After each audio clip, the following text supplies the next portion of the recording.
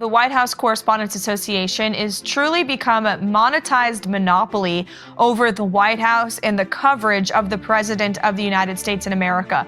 This is a group of journalists who have been covering the White House for decades. They started this organization because the presidents at the time were not doing enough press conferences. I don't think we have that problem anymore under this president. So the priorities of the media have shifted, especially with this new digital age. And the White House Correspondents Association has really been an exclusive group of journalists who cover this White House. They have not really welcomed other people, new media, independent journalists with open arms. And so we thought it was time to expand the coverage and determine who gets to be part of that 13-person press pool, who gets to ask the President of the United States questions in the Oval Office, aboard Air Force One. And since we have started this new process of determining the daily rotation, so many new voices and outlets who have never been part of this small and privileged group of journalists have been able to access those very unique and privileged spaces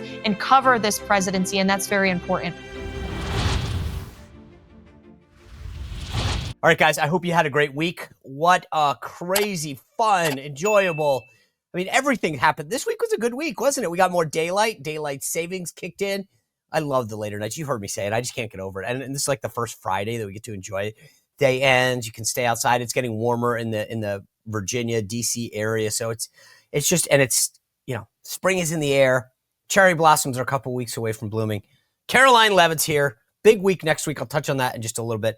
And it was just another big week for the White House. The deal on Ukraine, the House vote on the CR, all big things. And I keep saying this, guys, but it bears repeating. Stay focused on the results, not the process, not the noise. What's getting done? House Republicans united, moving the ball down the field. I still think we need to lock in some wins, guys, legislatively. I'm really worried about how much stuff is happening. CR is a good point, and then we got to get to this big, beautiful bill. I think some stuff on immigration. There's some other stuff that I want to lock in. So anyway, and then what a show for the week. What a week for the show. That was backwards. Steve Bannon. He was here, friggin' amazing. Roger Stone, Karoline today. We've actually, what a great week. And I'll just say it now. So next week, Monday, we've got Chicks on the Right and then FCC Commissioner Brendan Carr. Now, think about it. There's a lot of stuff that's going on with Brendan Carr. They're talking about going after YouTube, CBS, a lot of investigations as far as the fair use and what happened. And we got so much to break down. Plus Section 302, right? Section 230. I keep getting things backwards today. I don't know why. But we got a lot to break down with him, and he is instrumental in the conservative agenda, getting some big tech, big media, so much, and he'll be here next week, which is great. And then over the weekend, by the way, I don't know if you've noticed this the past couple weekends, but there are some, I call them rants, that don't necessarily fit in the show, and we do them over the weekend. So make sure you're hitting that subscribe and notification button. It's so super important to do because you'll see them over the weekend. And they're just sort of one-off cultural topics. I've got something coming your way on Tesla, which is interesting, and something on St. Patrick's Day because it's Monday, and I gotta get my word in. And there was something about the meeting this week that I want to share with you that we didn't get to fit in. So lot to break down. And remember, it's Friday, so that means I have a brand new column coming out at SeanSpicer.com. So go sign up. It's free. Share it with folks, guys. It's independent free media. This is what we're all about. Get people excited. Say, have you read this column? Have you signed up? It costs nothing. Now, I do love myself a good VIP membership, but it is free just to sign up. And it helps us grow the show and grow sponsors, get people excited. This is all free, right? So that's the beauty of this. Do me a favor. Ask 5 people. Just say, hey, can you do me a favor? Sign up for the show. Sign up for the newsletter. Okay, that's my rant for today. It's a Friday, so there you go. But some couple things that caught my eye before we get to Karoline Leavitt. Number one, there's a federal employee that went nuts because Elon sent her an email, as you know, and it wasn't even Elon. It was the Office of Personnel Management. It said, tell us 5 things that you did. Now, I did 5 shows this week, so I can answer that pretty easily. But I don't think there's anybody in America that should be concerned about saying, what are the 5 things, name 5 things you did. And by the way, we're not talking about high bar. You could literally say, went to make copies, put paper in the copy. Those are 5 things. They didn't say justify yourself. They said, as Elon said, it's a pulse check. Are you even alive receiving this? Are you coming to the office? Can we notify you? Or are you running a second job? But Just give us 5 things. And this is Exhibit A. This is the problem. Take a look at her. When you wake up or when you're on your weekend and you get the fork in the road message, or you get the subsequent 5 bullets, hey, what the hell did you do, you lazy federal worker, this week?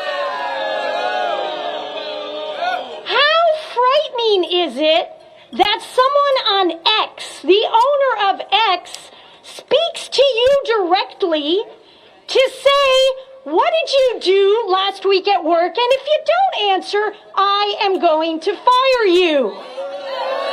But even more egregious, the president comes out, the most powerful person in the land, and endorses that message. How do you think that makes federal workers feel? Okay, so 3 things. 1, that's a lie. It wasn't from Elon, and it didn't say any of that stuff. It said it came from the Office of Personnel Management and said, list 5 things that you've done. Okay. Second, if that's frightening to you, I worry. Like, are you scared of the dark? Do you need a nightlight? What is scary about being asked what 5 things? In fact, the idea that you weren't asked for 5 things previously does actually scare me. That is frightening as a taxpayer, that no one asked you.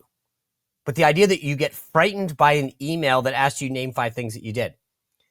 And then the last thing I'd say is, I think if it were, in fact, Elon, which it wasn't, why wouldn't you be pretty psyched? The richest man in the world is communicating with you. I'd be fired up. If Elon retweeted me, I'd be fired up. Like the idea that you're that much. And then last, this wasn't on my list, but I mean, seriously, if you're standing in the middle of public and you have to wear a mask, I don't know. Part of me thinks that you're Exhibit A of the kind of person that you should be fired. I don't know who she is or what she does, but just looking at her, I'm like, I don't know. Maybe that's the problem. But there's a lot of problems this week. Take a look at the ladies of The View. Whoopi is arguing with Dylan Mulvaney. You remember him, the Bud Light guy who dresses as a girl who, okay. Anyway, Dylan has a new book out that apparently no one is reading. But then the bigger point here is Whoopi Goldberg is making the point that there really is no difference between women and men. Take a look.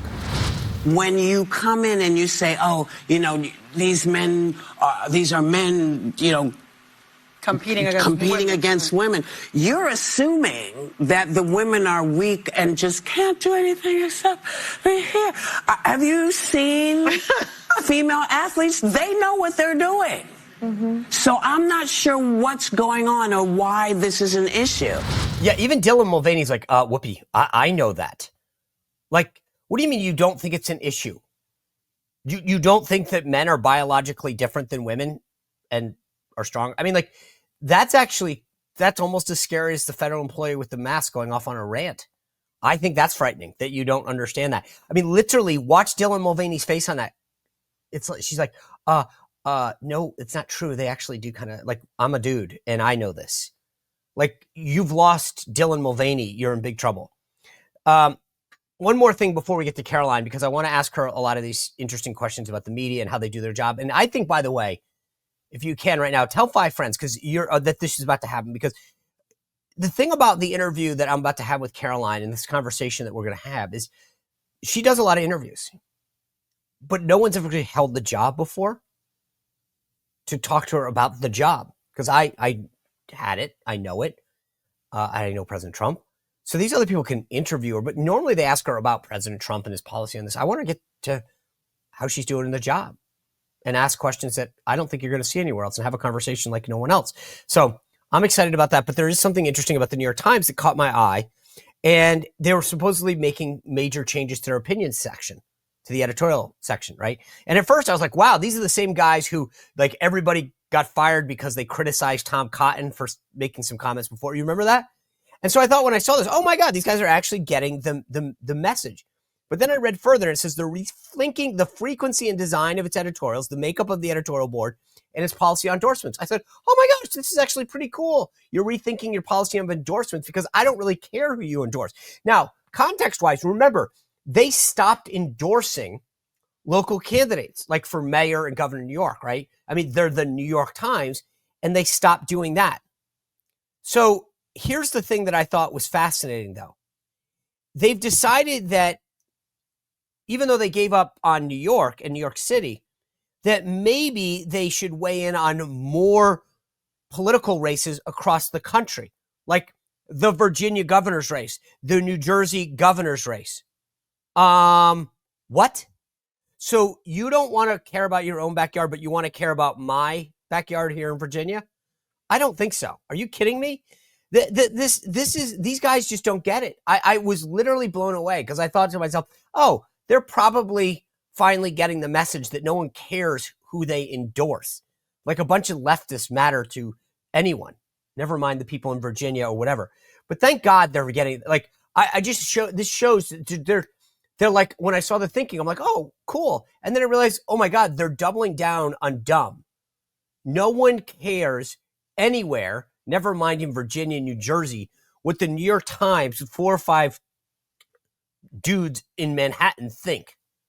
I can tell you, basically, no one in Virginia does. Probably most of the people on the left, by the way. So there's that.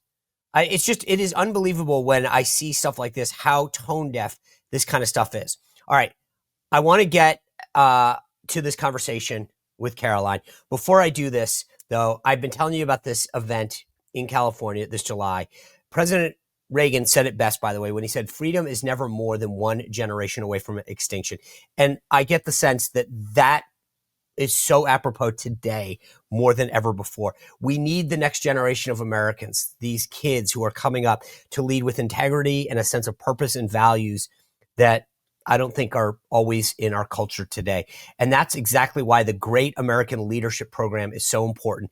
This is not a summer camp. It's an elite hands-on leadership summit designed to equip high school students with the tools they need to lead and think critically, to embrace the principles that make America great.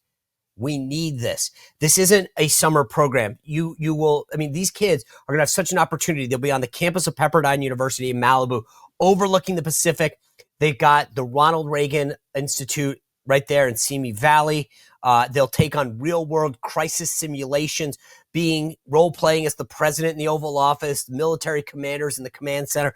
Even some of them get to play members of the press. Maybe those are the people who've been bad, but trust me, it's actually a really cool seminar and events they have set up. There's fireside chats on the beach, inspiring guest speakers.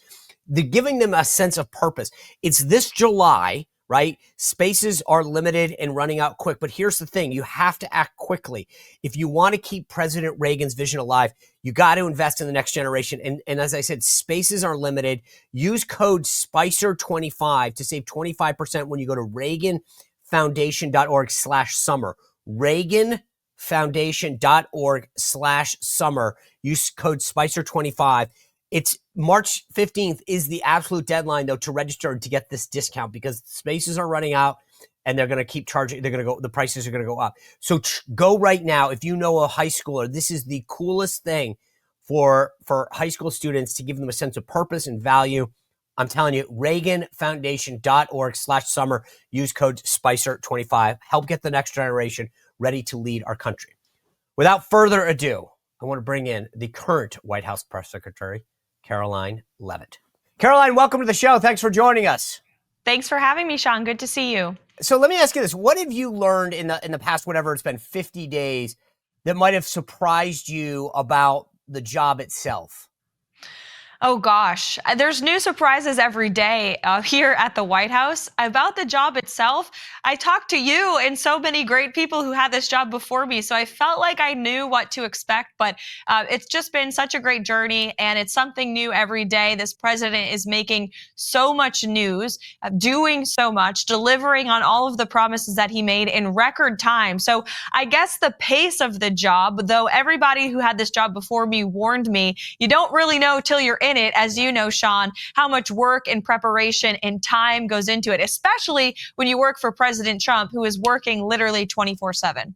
So, when you work with him on the campaign, I did in 2016, and then work him in the White House, it is different. I mean, the proximity is different. You're literally feet from his office, as you know. When people ask me all the time, like, what is President Trump like? What do we not know about him? What do you answer that? How do you answer that?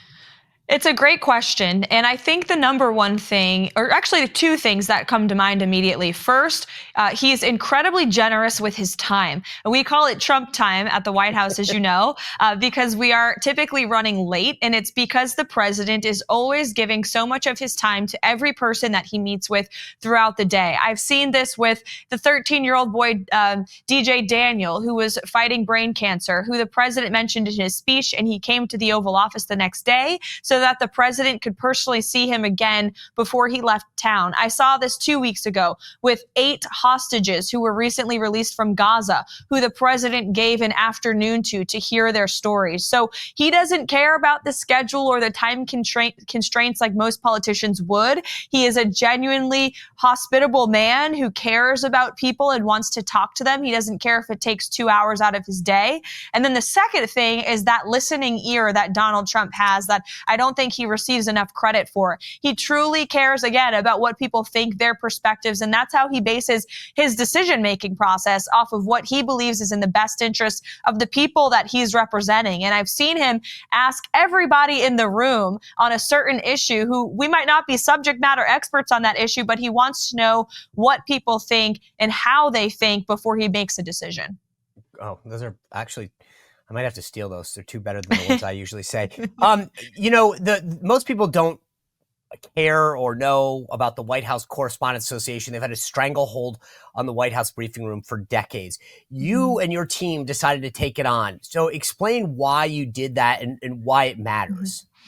Yeah, well, as you know, the White House Correspondents Association is truly become a monetized monopoly over the White House and the coverage of the President of the United States in America. This is a group of journalists who have been covering the White House for decades. They started this organization because the presidents at the time were not doing enough press conferences. I don't think we have that problem anymore under this president. So the priorities of the media have shifted, especially with this new digital age. And the White House Correspondents Association has really been an exclusive group of journalists who cover this White House. They have not really welcomed other people, new media, independent journalists with open arms. And so we thought it was time to expand the coverage and determine who gets to be part of that 13-person press pool, who gets to ask the President of the United States questions in the Oval Office, aboard Air Force One.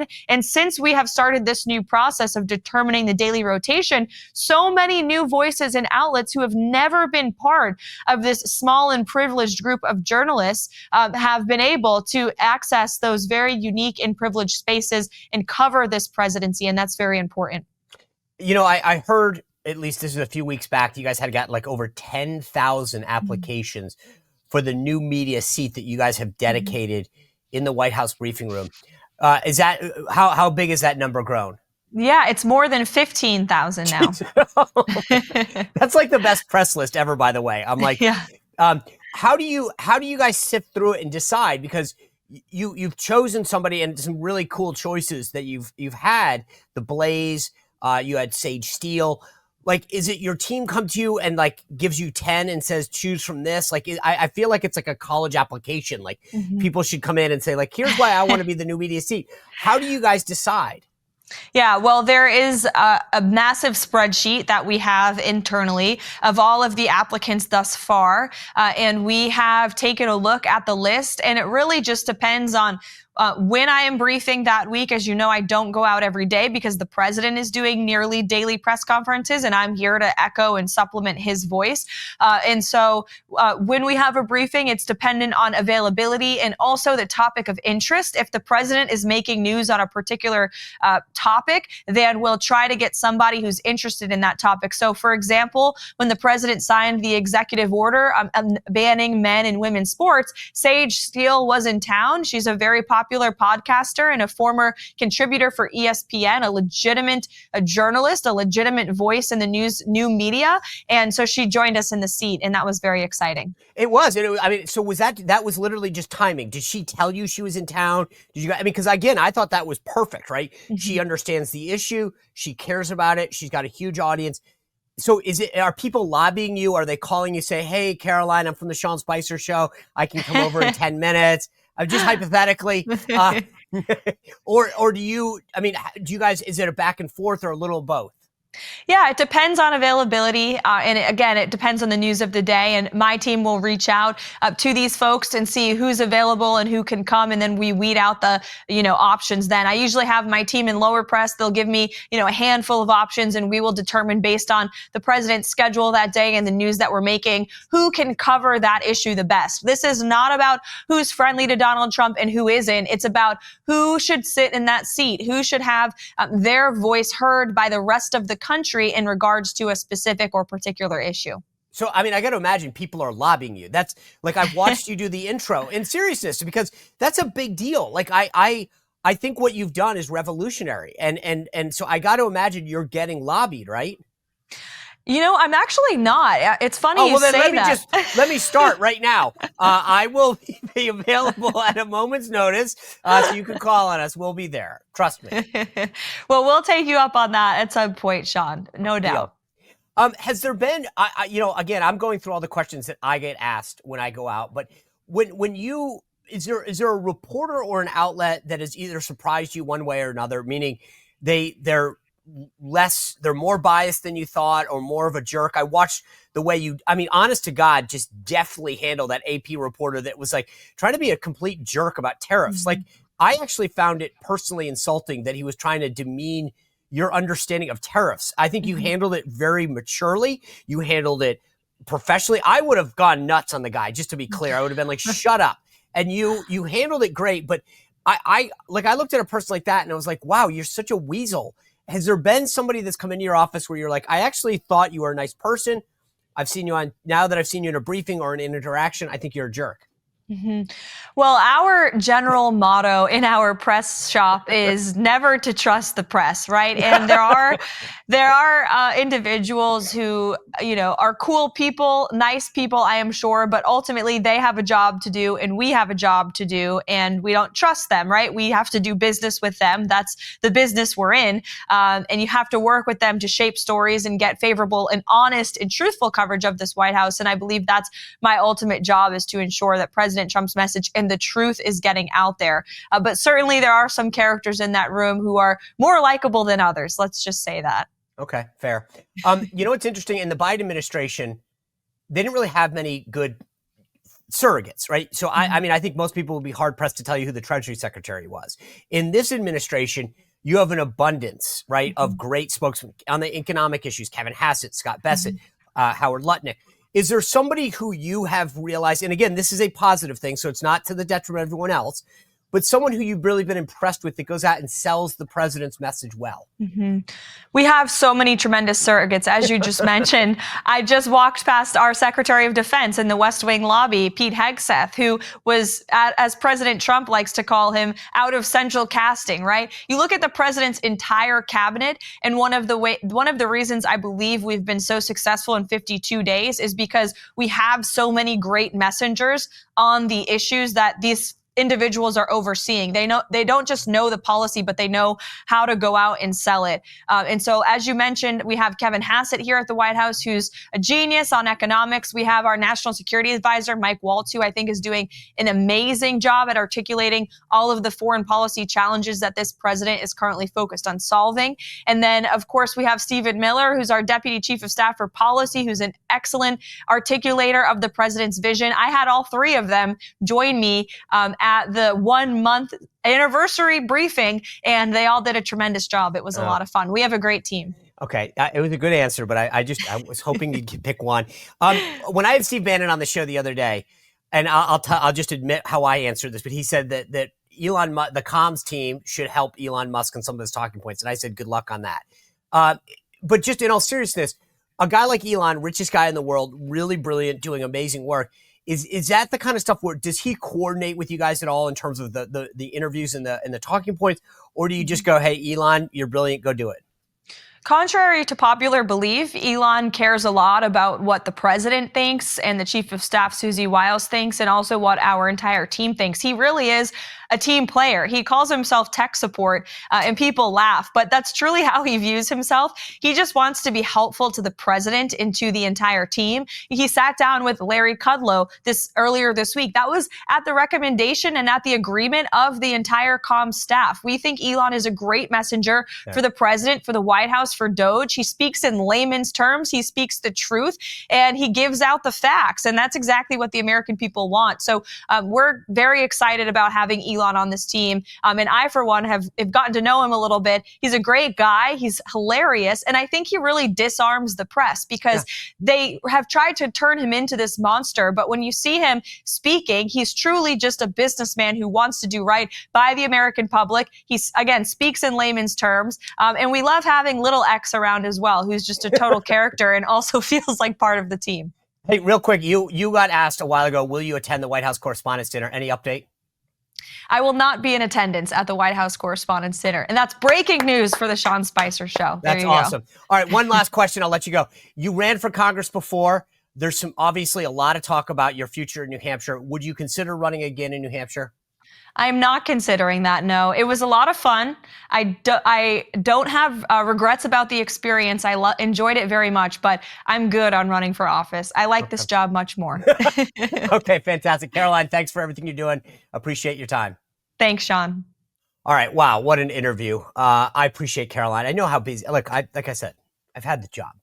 I know how busy these guys are and how busy that job is in particular. And the interesting thing is, I know this sounds like not a big deal, but you could tell that wasn't her office.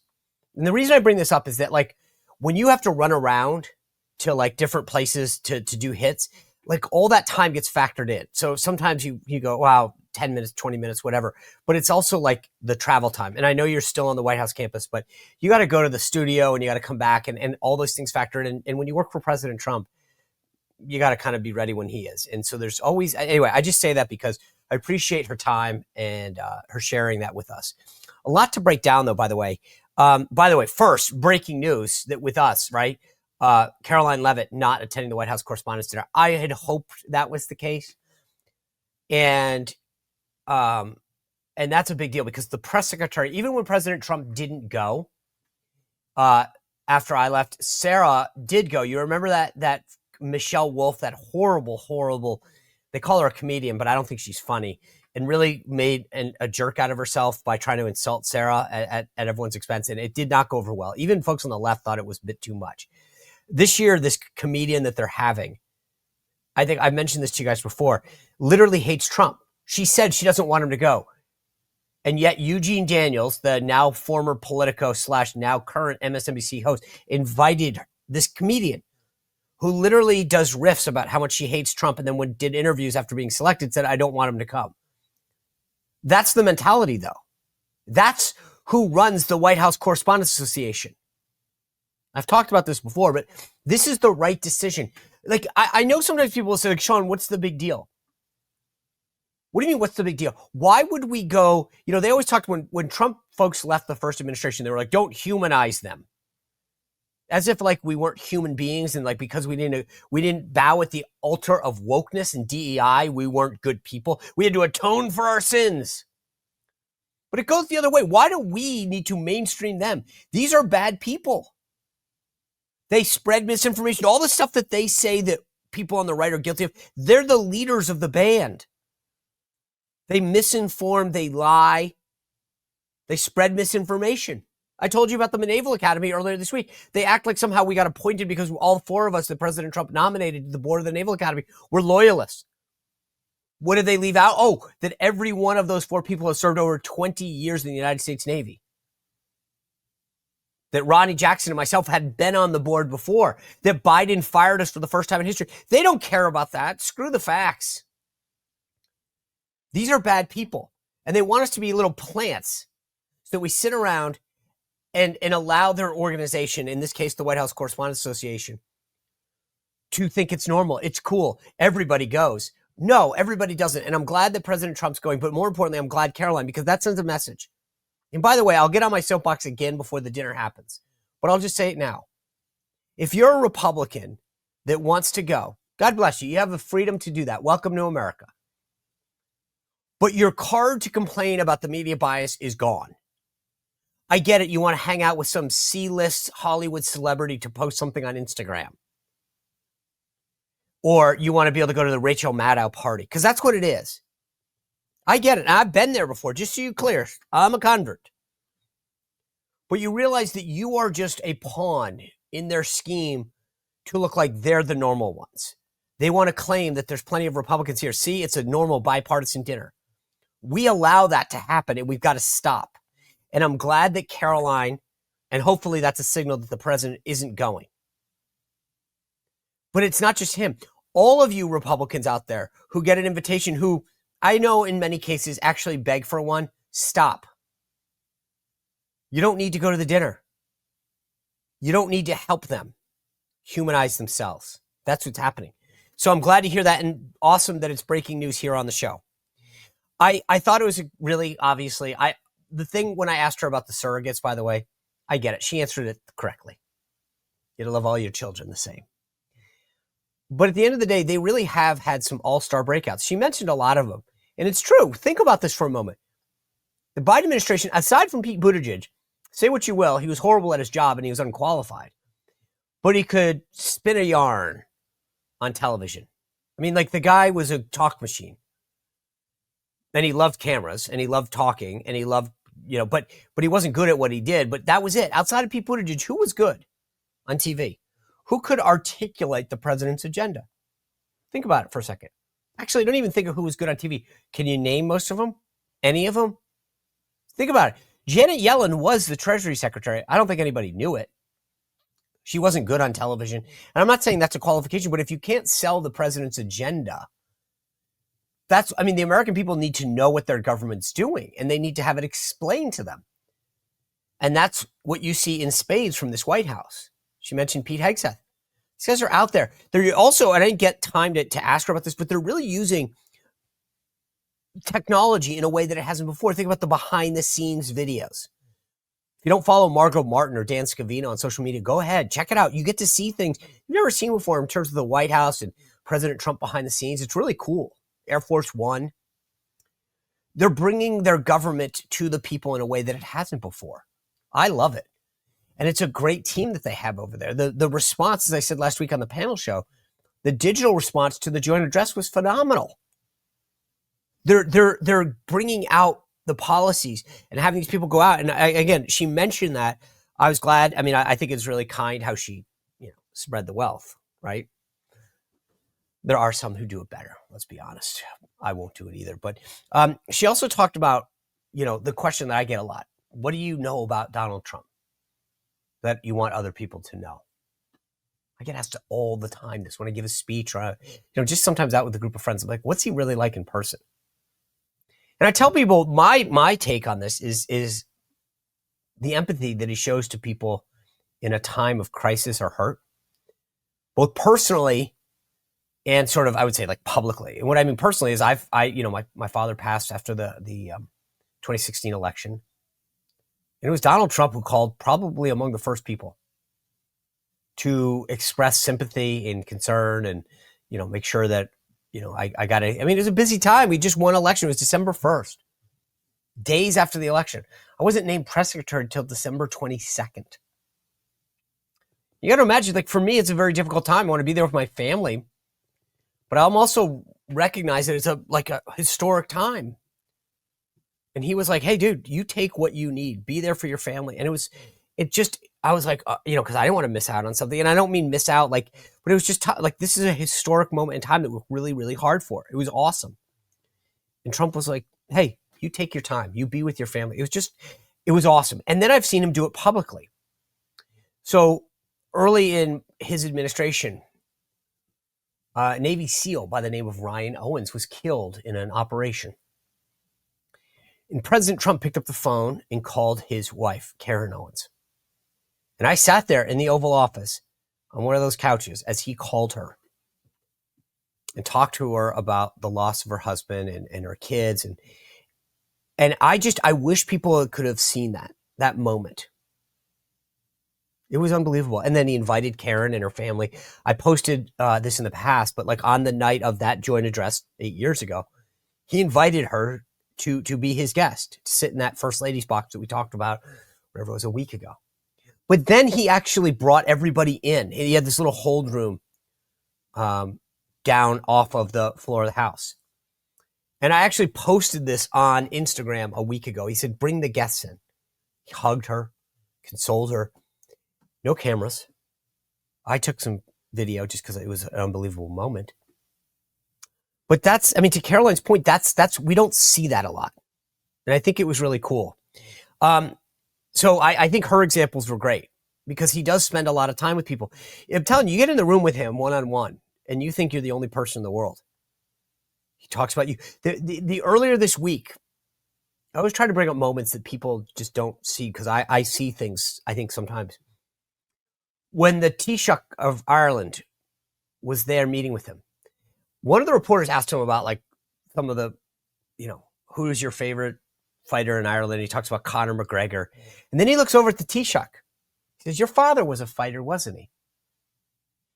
Taoiseach's like, what? How do you know about my dad? And he said, no, but he was really good, wasn't he? And he immediately, you could see it. He connects with people in a way. And he talks to him like in the middle of that whole thing. So good at it. Most people don't get to see that. And I love when there's public examples of it because I've seen it so often happen. Anyway, I thought that was pretty cool. The way she talked about it. Because every time someone says something like that, it makes my brain kind of tick, tick, tick. Oh, yeah. It was a really good example that she'd get him. And so I think for me, it's always been the empathy that he's shown. And I'm glad Karoline brought that up. It was interesting how she talked about Elon, by the way. You would think, am I going to go up to the richest man in the world and tell this guy, hey, here's your talking points? This is the first time I've ever heard that he's such a team player, coordinating with Susie Wiles, the chief of staff, and Donald Trump and saying, hey, what are my marching orders? What do you want me to say?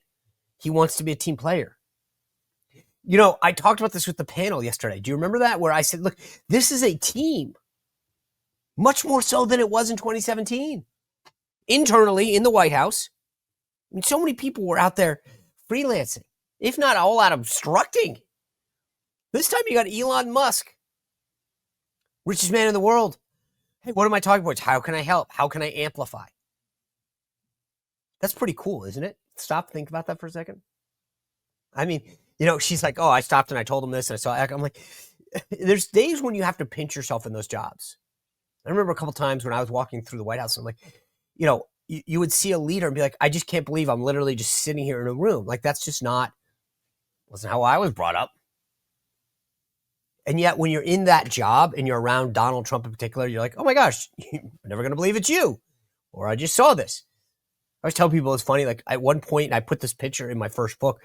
I'm in my office, got my family there. The Patriots were at the White House to celebrate their big win. I'm sorry if you're not a Patriots fan. I'm sorry. And I step back and I'm like, literally all the All-Stars, Gronk, Edelman, they're all sitting in my office, hanging out. I got this picture, this wide shot. I'm like, this is insane. My family's here, my kids are here. And the New England Patriots, fill in your team. I don't care. But the point is, just think about how amazing and awesome that is. World leaders, Elon Musk. The job is just so cool in terms of who you get to interact with. It's awesome. And I'm so glad that she's enjoying it, embracing it, excelling at it. I mean, I talked to President Trump about this the other day. And I said, man, you know what? I'm sure you had a lot of people that wanted the job. Let's be honest, she's young. But you made a great choice. And he was like, you know what? Appreciate you saying that. You're absolutely right. She's killing it. She's doing a great job. And I know every once in a while people bring up the age, but like, let's be honest. At 27, are you kidding me? I don't know that I could have done that at 37. There's a level of poise and maturity and understanding that I lacked. Let's be honest. I did. I don't know about many of you. Think back to when you were 27. Could you be that poised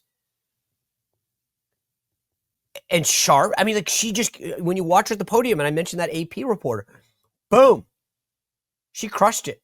And that doesn't just happen.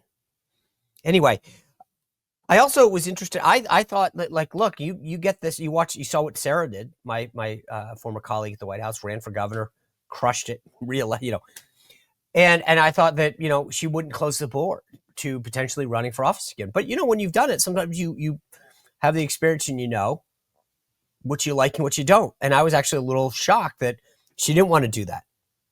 But it's cool. I mean, we got to see something that, again, when I told you guys that we're going to have a conversation that nobody else was going to have, I don't think I disappointed. You can listen to the interviews. You don't hear those questions coming, do you? And I thought that was pretty cool. So anyway, a lot to break down with her. Big news on the Maha front, though, right? Robert F. Kennedy, we talked about this at the panel yesterday, meeting with Big Food and telling them, hey, guys, knock it out.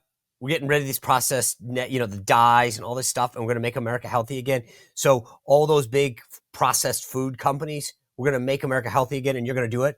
And you're seeing these companies, we talked about this yesterday, replacing seed oils with tallow, trying to make us healthier. Kennedy is making it happen, making us healthy again. And this next segment, I want to bring back our good friend, Tina Anderson from Just Thrive, because she is literally my gut check on a healthy gut. So without further ado, I want to bring in our good friend of Just Thrive, Tina Anderson. Tina, always good to see you. A lot's happening in the last couple days that have to deal with like gut health. And I thought how perfect to get you back on and talk about this, because there was this post that RFK was excited and it's called Steak and Shake. And you're seeing this move for like a lot of these companies to abandon seed oils and get back to tallow. I've read about a lot about this, but like, I guess the question is, from a gut health standpoint, how big of a deal is this? It's a huge deal. I mean, we know that these seed oils are causing such an inflammatory response in our body, particularly in our gut. And if our gut is inflamed in any way, it's not absorbing nutrients. It's not doing all the things our gut is so responsible for so much of our overall health. And now we have assaults on a daily basis when we're consuming these seed oils that are in so many of our food products out there, particularly fast food items. So if we could start making these baby steps to, and then that will also lead into like huge sweeping changes, we could start seeing some changes in our gut health and our overall health. But we do not want inflammation in our gut. That is so detrimental to our health, or inflammation anywhere through our body. Exactly.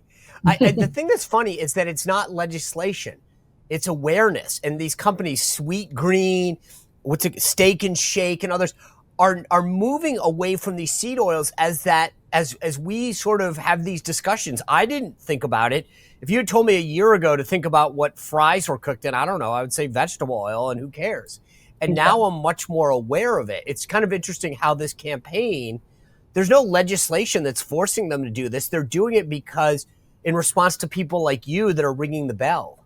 Yeah, and I think that's what's been so exciting about the Maha movement is just this awareness that's out there. People are talking about it, whether they agree with it or don't agree with it. The bottom line is people are realizing now that these ingredients are, in our food supply. And we always thought the government's there to protect us. And really, the government hasn't been there to protect us. And now we're being made aware of these ingredients, like the red dye number 3s, like the fluoride in our water, like the seed oils that are in all of our foods. I mean, there's just an awareness. And I think that is really encouraging, because there's going to create this consumer demand. And so companies like Steak and Shake and Sweet Greens are going to start making these changes.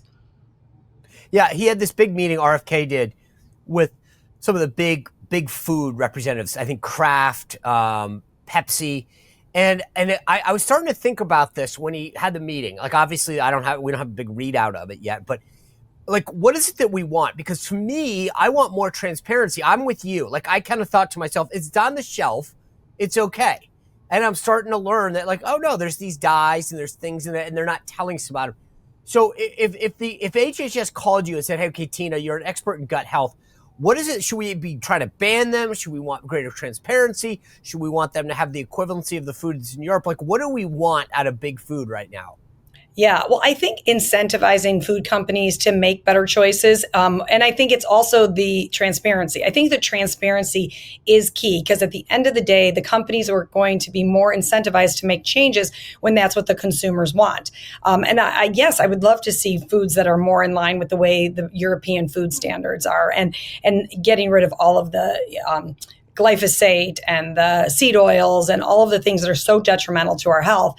But I just think having the awareness and incentivizing these companies rather than banning them, because I think banning certain ingredients is hard when, it's not as consumer driven. So I like the idea of giving people choices, but empowering them, doing a big campaign to let people know these things, let them know things that are detrimental to our health. One of the things as a parent that I've started, you hear a lot about cuts to different things. They always talk about like school nutrition and school lunches. And the thing that was interesting to me is this whole thing that's happened over the last year in terms of awareness, is I started to think about it in the context of school nutrition. If in fact some of these kids, this is the only good meal that they get, what's fed to them in school, and it's full of bad things, we're actually doing a disservice. And I know that's more of the Department of Agriculture, but it goes into this whole idea that why would we want the only meal that a kid gets, if it's a school lunch or a school breakfast, to not be nutritious? Yeah, I do not know the answer to that question because it baffles me as a mother of three and now a grandmother. I just cannot believe what is being fed to our children. It's what's contributing to the chronic obesity epidemic of our children, what's contributing to allergies, the rise of autoimmune issues in children and autism. I mean, all of these conditions that our kids and our children are faced with are because of these foods that are being fed to them for free. And so I love seeing, Texas has implemented a lot of measures, or at least introduced some measures that will help increase their state's public health and or improve their state's public health. And I'm very encouraged by this because we have got to start making changes with the types of foods that our kids are consuming on a regular basis. I mean, these school lunches are loaded with sugar, loaded with preservatives, loaded with all these things that are just wreaking havoc on our gut and wreaking havoc on our overall health. Yeah. By the way, I will tell you, like, you've done so much to bring my personal awareness to there. And I've always told people, like, look, this is the reason I take the probiotic. Here it is. These are the gummies. I told you before, I love them. I've got both. So just to be clear, sometimes if I'm traveling, I take the pill. But, like, I love the gummies. I love what you guys are doing. And if you guys are interested in following my journey on gut health, then you can go to justthrivehealth.com. Use code SPICER because Tina's been so good to us. You get 20% off your order. And I'm telling you, stock up on the 90-day supplies, folks. Go with the gummies if you like a good tasting gummy. I love them. But as Tina, you again will confirm, either one works. But it's so different to have a probiotic that actually works. So Tina, thank you for what you're doing to ring the bell and to get us on this journey to wellness. Yeah, thank you so much for having me, Sean. And it is so important to be taking care of our gut when we're faced with all of these seed oils and all of these contaminants that are out there anyway. So I would love for people to stop by justthrivehealth.com and take a look. Yeah, use code SPICER for 20% off. Thank you, Tina, for that. I appreciate you being with us, guys. Thanks for spending your week with us. A big week next week. Brendan Carr from the SCC is here. Chicks from the Right are going to be here. We've got a big week ahead, a lot to break down. My latest newsletter at SeanSpicer.com drops tonight. Make sure you sign up. It is absolutely free. You don't need 20% off that, but you do if you want to get a VIP membership. You're glad to do that, but it's free, so not even need that. Anyway, have a great weekend. Thanks for being with us. We'll see you back here on Monday on The Sean Spicer Show. Well, if you enjoyed this content, make sure to like this video, subscribe, and click the notification bell to get more.